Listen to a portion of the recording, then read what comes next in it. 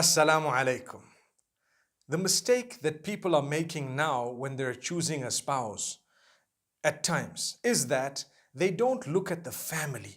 And why should we be looking at the family, a person may ask.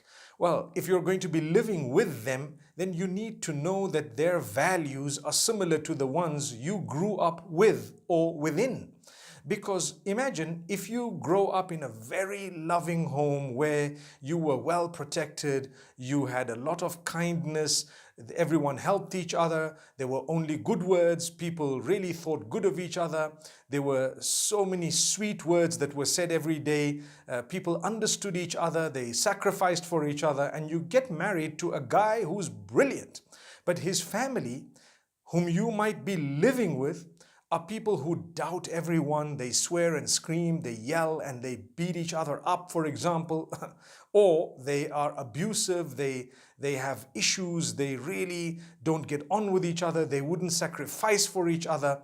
If you are going to be living among them, then most likely you're going to struggle in that home a lot.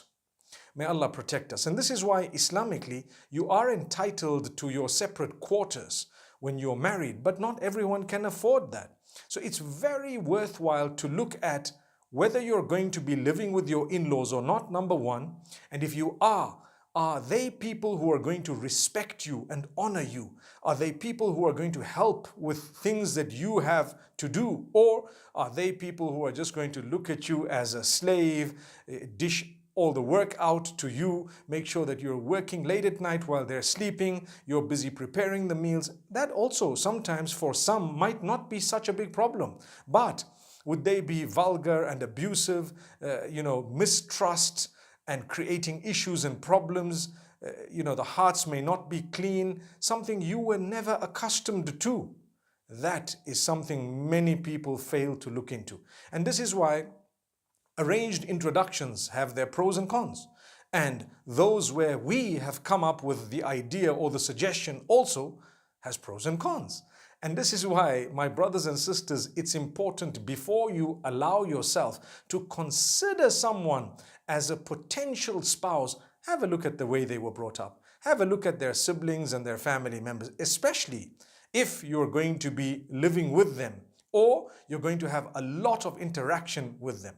If in the case where you're not going to really have much interaction with them, you probably would be able to just judge the person for himself.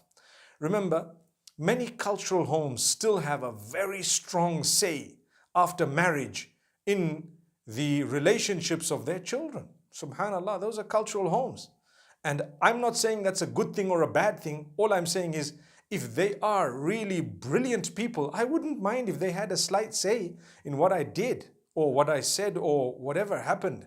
But imagine they're unreasonable. They don't understand the generation gap. They don't understand the likes and dislikes of this generation. They don't understand so many things, or they want to impose on you whatever they feel. Many people want to just show off. I've got sons or daughters who are married and this is the spouse, and that showing off doesn't help.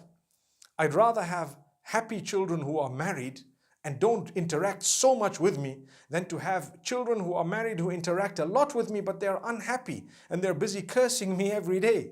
So I just thought I'd give you a quick pointer to say, consider the family too. And when your parents sometimes tell you, look at the family, understand if you're going to live with them and they're not good people sometimes, no matter how brilliant your spouse is, if they're not as brilliant, you might have a major problem.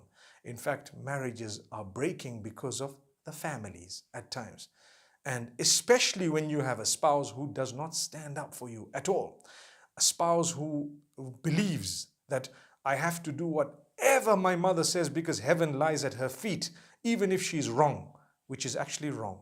Because you can never obey your folks or your parents in the disobedience of Allah. And for that, I'll be making a separate video. May Allah subhanahu wa ta'ala grant us acceptance. أقول قولي هذا والسلام عليكم ورحمة الله وبركاته.